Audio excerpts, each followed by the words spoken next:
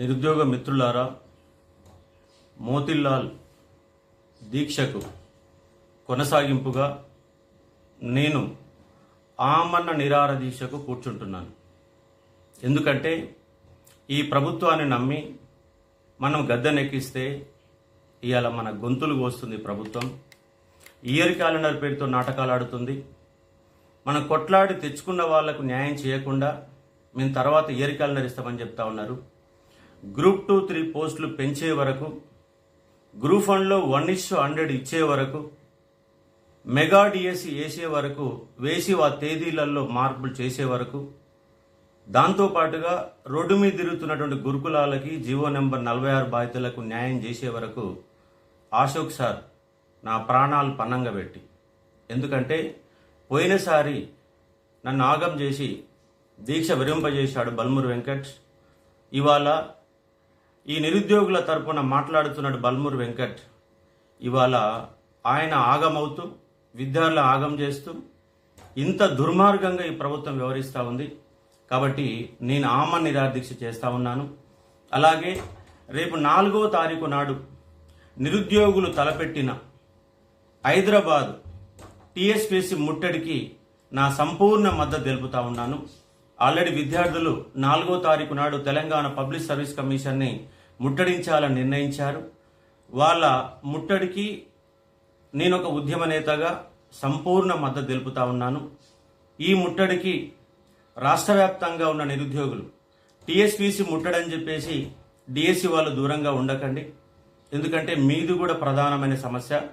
అందరూ కలిసి టీఎస్పీసీని ముట్టడిలో బలంగా పాల్గొనండి. మీ అందరికీ నేను సంపూర్ణ మద్దతు తెలుపుతున్నాను. మీకు మద్దతుగా నేను ఆమరణ నిరాహార దీక్షకు కూర్చుంటున్నాను. ఈ వీడియో చేసే సమయానికి నా ఇంటి దగ్గర 20 మంది పోలీసులని ఆల్రెడీ మోహరించడం జరిగింది. కాబట్టి మనం ఈ ప్రభుత్వం యొక్క మెడలు వంచే వరకు నా దీక్ష ఆగదు. అశోక్ సార్ యొక్క చావో లేదా పోస్టులు పెంచడమో ఏదో ఒకటి జరిగి తీరాల్సిందే. నన్ను ఎక్కడ తీసుకుపోతే అక్కడికి, పోలీస్ స్టేషన్ తరలిస్తే పోలీస్ స్టేషన్లో, ఆసుపత్రి తరలిస్తే హాస్పిటల్కో, వాళ్ళు జైలు తరలిస్తే జైల్లోనైనా నా ఆమరణ నిరాహార దీక్ష కొనసాగుతుంది. మీ అందరికీ తెలుసు, అశోక్ సార్ నిరుద్యోగుల ఎజెండాతోనే నిలబడ్డాడు, కలబడతాడు. ఇంకో 20 ఏండ్లైనా మీ ఎమ్మటే నడుస్తాను. ఎక్కడికి వెనుక తిరిగేది లేదు. ప్రాణాలు పోయినా అడ్డు పెట్టైనా నేను నిలబడతాను మీ అందరికీ. ఎందుకంటే ఇవాళ మనం కష్టపడి తెచ్చుకున్నటువంటి ఈ తెలంగాణలో ఈ ఫిబ్రవరి 1వ తారీఖు నాడు వీళ్ళు ఇయర్ క్యాలెండర్ ఇస్తామన్నారు. ఏప్రిల్ 1 నాడు గ్రూప్ 2 నోటిఫికేషన్ ఇస్తామని చెప్పారు. జూన్ ఫస్ట్ ఫేజ్ అన్నారు. డిసెంబర్ 9లోగా 2 లక్షల ఉద్యోగాలు ఇస్తామని చెప్పేసి ఒక్క ఉద్యోగం కూడా ఇవ్వకుండా కేసీఆర్ని మోసం చేశాడని కేసీఆర్ని దించితే వీళ్ళంతకు 200% మోసం చేసి నిరుద్యోగుల గొంతును అడ్డంగా కోసిపడేస్తూ ఉన్నారు. ఇవాళ ప్రతి నిరుద్యోగి ఇవాళ ఆవేశంతో ఉన్నారు. కాబట్టి మీరు రేపు చేయబోయే ఈ యొక్క ముట్టడి శాంతియుతంగా నిర్వహించే ఒక ప్రయత్నం చేయండి. నేను మాత్రం నా దీక్షను ఆపే ప్రసక్తే లేదు. వీళ్ళ సంగతి ఎంతవరకు చూస్తాను. నా ప్రాణాలు పోయినా కూడా అడ్డు పెట్టైనా మీ పోస్టులు పెంచే వరకు, ఇవాళ ఉన్నటువంటి కరెంటు డిమాండ్స్ ఏవైతే ఉన్నాయో అవి నెరవేర్చే వరకు అశోక్ సార్ యొక్క నిరాహార దీక్ష కొనసాగుతుంది.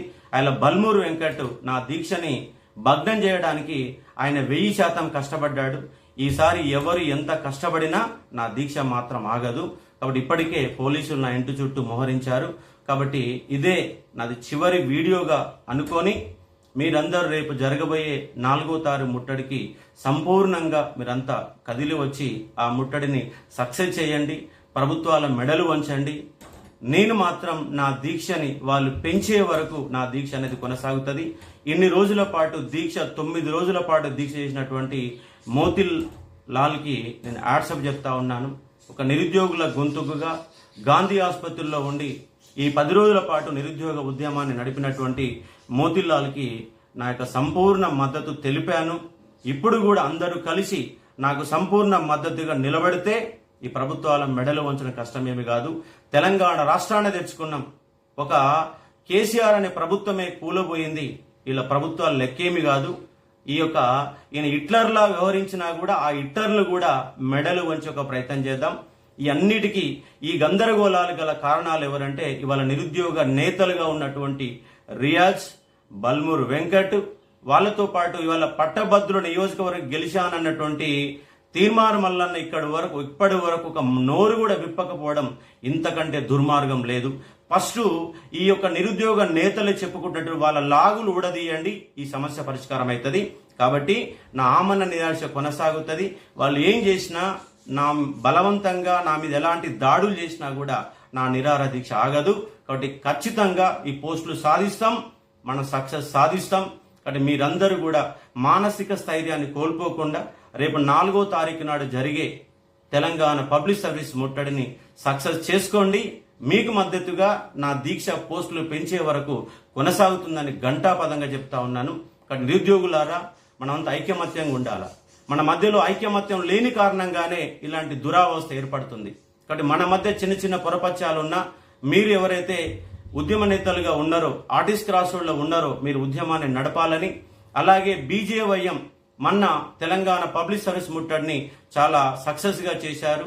బీజేవైఎం మిత్రులందరూ కూడా నాకు మద్దతుగా రావాలని, అలాగే బీజేపీ వాళ్ళు కానీ, టీఆర్ఎస్ వాళ్ళు కానీ, ఏబీపీ కానీ, డివైఎఫ్ఐ కానీ, ఎస్ఎఫ్ఐ కానీ, అన్ని విద్యార్థి సంఘాలు, విద్యార్థి సమాఖ్య, రాజారాం అనే ఒక సమాఖ్య కానీ, సంజీవన్న కానీ, టోటల్ వీళ్ళందరూ కూడా విద్యార్థులకు అండగా నిలబడండి.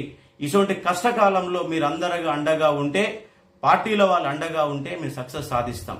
అయ్యాల టీఆర్ఎస్ వ్యతిరేకం చేసినోడు ఈ దుర్మార్గులే, ఎవరైతే అడ్డుపడుతున్నారో ఆ దుర్మార్గులే ప్రతి మీటింగులో మాట్లాడి నిరుద్యోగులను రెచ్చగొట్టి వాళ్ళ మద్దతు తీసుకొని ఇంత పొడుగు ఇయర్ క్యాలెండర్ ఇచ్చి ఇప్పటిదాకా 8 నెలలుగా ఒక అంశం కూడా అడుగు ముందుకేయకుండా ఇవాళ వీళ్ళు దొంగ నాటకాలు ఆడుతున్నారు. వీళ్ళ నాటకాలు కట్టి పెడదాం, వీళ్ళ మెడలు వంచుదాం. ఎట్లా వంచాలో తెలుసు. నిరుద్యోగ ఉద్యమాలు గనక బలంగా వస్తే వీళ్ళు తట్టుకోవడం కష్టం.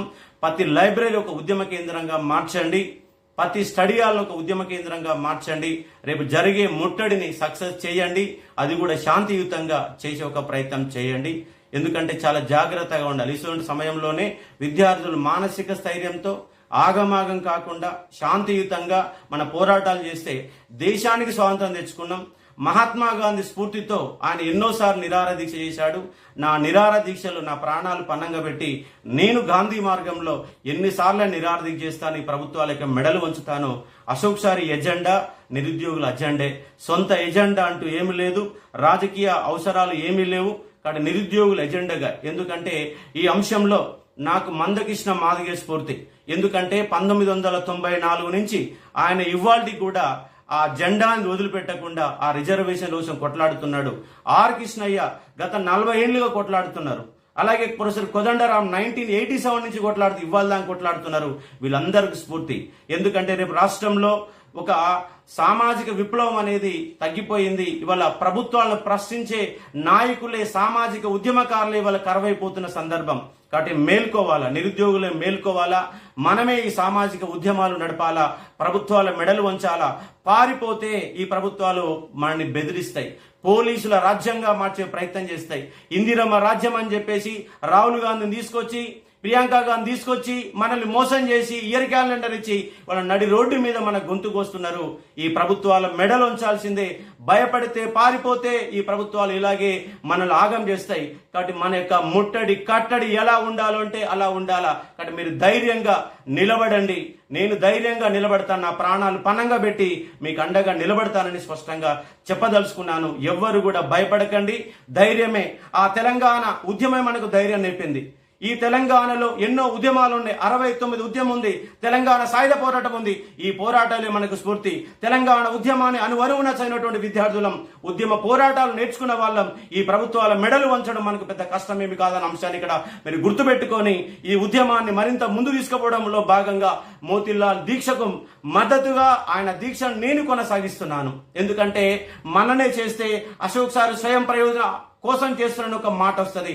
అందుకే మోతీలాల్ దీక్ష ఎంతవరకు కొనసాగుతుందా ఆయనకు ధైర్యం చెప్తూనే నేను నిలబడ్డాను, అండగా నిలబడ్డాను, మద్దతు నిలబడ్డాను. 5 సార్లు ఆసుపత్రికి పోయాను, గంట సేపు అతనితో మాట్లాడాను. కాబట్టి ఇవాళ అదే స్ఫూర్తితో నేను ఇలా దీక్షని కొనసాగిస్తున్నా. దీక్ష ఎంతవరకు పోయినా పర్వాలేదు, కంపల్సరీగా నా దీక్ష సక్సెస్ అవుతుంది. మీ పోస్టులు పెరుగుతాయి, కంపల్సరీ గ్రూప్ 2, 3 పోస్టులు పెరుగుతాయి, డిఎస్సి పోస్టులు పెరుగుతాయి. టైం వస్తుంది, అలాగే గురుఫన్ 1 స్టాండర్డ్ వస్తుంది. గురుకులాలకు జీవో నెంబర్ 46 బాధితులందరికీ కూడా న్యాయం జరిగే వరకు నా దీక్షను విరమించనని స్పష్టంగా చెబుతూ రేపు 4వ తారీఖు ఈ యొక్క ముట్టడికి మీరు శాంతియుతంగా చేయాలని మీకు సంపూర్ణ మద్దతు తెలుపుతాను. నేను దీక్ష కూర్చుంటున్నాను. Thank you.